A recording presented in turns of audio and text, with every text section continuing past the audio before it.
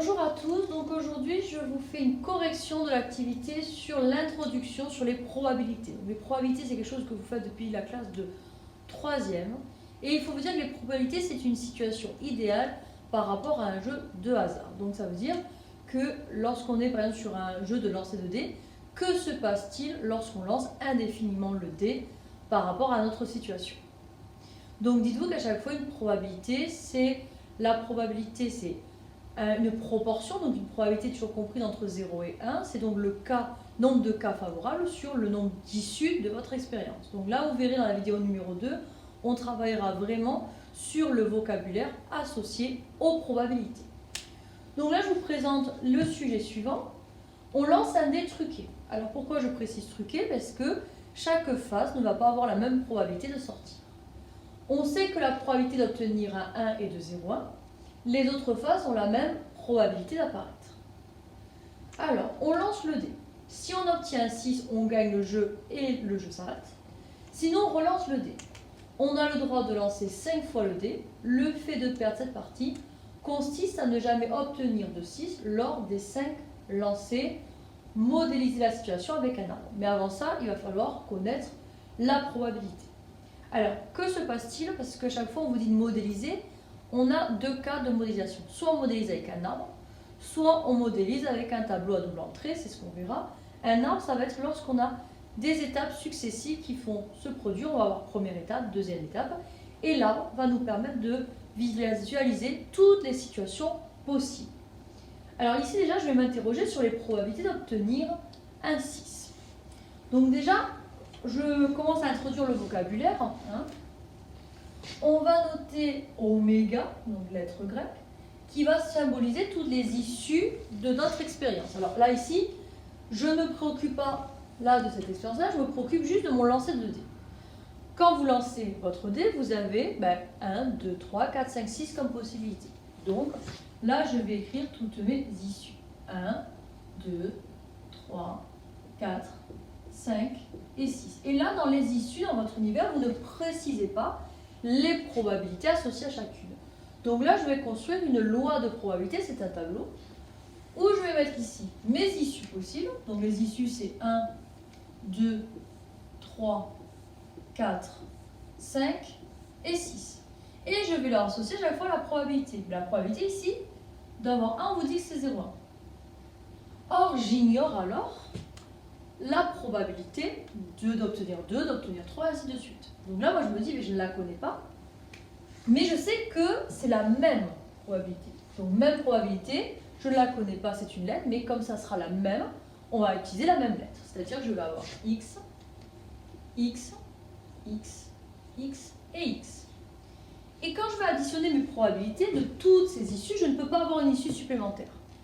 Ici, ça représente la totalité des cas. Et lorsque on est sur la totalité, pensez à vos fractions, la totalité est représentée par le 1. Le 1 représente l'ensemble. Donc ça veut dire que lorsque je vais additionner ici toutes mes probabilités, je vais donc obtenir 1. Donc je vais avoir 0,1 plus 1, 2, 3, 4, 5 plus 5x qui va être ici est égal à 1. Je vais donc faire une résolution d'équation classique. Je vais donc avoir 5x qui va être égal à 1 moins 0,1. Je vais avoir donc du 5x qui va être égal à 0,9. Et donc je vais me retrouver à l'inverse de la multiplication à diviser. Alors là, vous allez peut-être dire, ouais, mais de tête, je ne sais pas faire. Alors je vais vous donner une petite astuce. Moi, j'aime bien à chaque fois retravailler les fractions et le calcul, ça ne fait jamais mal. Si je fais x2 et x2, d'accord, on a le droit de multiplier le numérateur et le dénominateur par la même valeur. Je vais donc me retrouver avec du 10, d'accord, et là je vais me retrouver avec du 1,8. Et ça va me faire combien? Ça va me faire du 0,18. Donc ça veut dire que la probabilité d'obtenir 1, elle est de 0,18, de 0,1, excusez-moi, la probabilité d'obtenir 6, elle est de 0,18. C'est cette situation avec un arbre. En effet, Maintenant, nous avons la connaissance que x est égal à 0,18. Alors, on va regarder. Première situation, qu'est-ce qu'on a? Faites attention. Moi, je m'en fiche d'obtenir un 1, un 2, un 3. Moi, ce qui m'intéresse, c'est est-ce que je perds ou est-ce que je gagne? Donc ici, au début, le fait de perdre et le fait de gagner. Donc ici, lorsqu'on va perdre, c'est-à-dire qu'on va obtenir toutes les faces sauf 6. Donc le fait de gagner, c'est d'obtenir 6, donc ça veut dire 0,18. Donc ça veut dire quoi ici? C'est que perdre, c'est l'événement contraire. Alors comment on va symboliser les événements contraires? Avec une barre au-dessus. Et là je me dis, ben, combien il manque à 0,18 pour arriver à 1? Rappelez-vous que lorsque vous allez faire la somme de votre probabilité de votre événement plus la probabilité de son événement contraire, ça va faire 1. Vous allez voir lorsqu'on va faire la partie leçon. Donc là, nous allons obtenir 0,82. Mais là, lorsqu'on gagne, que se passe-t-il? On vous dit que le jeu s'arrête. Donc, hop, là, j'ai terminé. Mais si j'ai perdu, qu'est-ce que je peux faire? Je peux relancer. Je vais avoir de nouveau, ben, soit je gagne, soit je perds. Et puis, bon, a priori, mes événements sont indépendants. Ça veut dire que je ne vais pas avoir un changement de probabilité. Donc, je vais avoir ici 0,18. Et là, je vais avoir 0,82. Et quand je gagne, mais ça s'arrête. Donc là, j'ai mon premier lancer, deuxième lancer, troisième lancer. De la même façon, soit je gagne, soit je perds. Donc, toujours pareil, 0,18, 0,82. Et là, regardez, je m'arrête.